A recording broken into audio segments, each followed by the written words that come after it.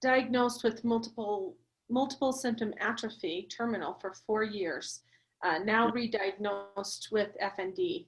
We actually, this is also common that we hear, not necessarily that diagnosis, but just other ailments and then being re-diagnosed.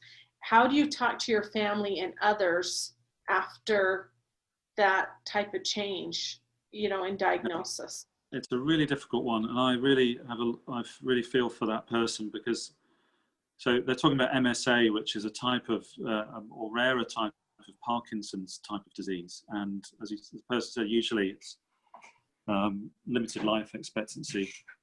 Sorry, excuse me. It's very difficult with feelings of when you're given a diagnosis, it very quickly, and it shouldn't, but it does, it becomes part of your identity. So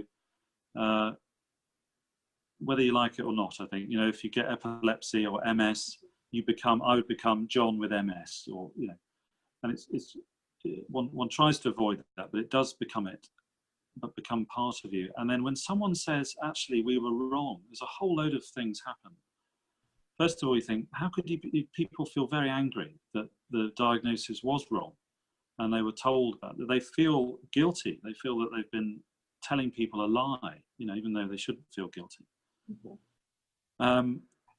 And I sometimes, if I'm trying to explain this to doctors, I say, well, it's a bit like if someone came up to me and said, John, you're actually not a neurologist. We've made a mistake. You know, your exam was, your certificates are all wrong, and you're actually, you know, you're I don't know, a surgeon or something else that you didn't think you were.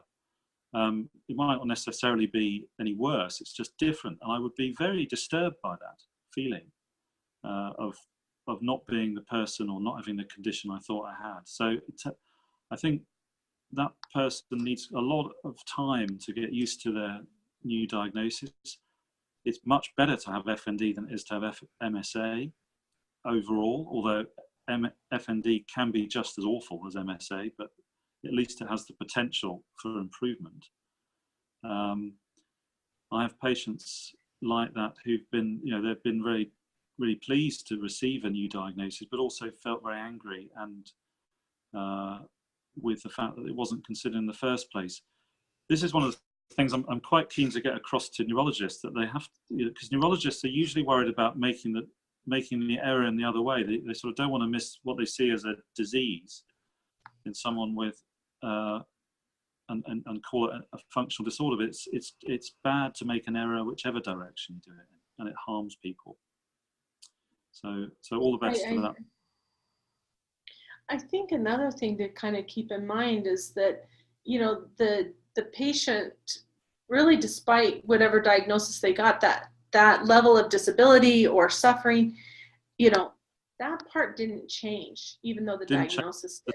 It's the same symptoms and disability. So there's no need to be guilty or feel that they're having a lesser condition diagnosed.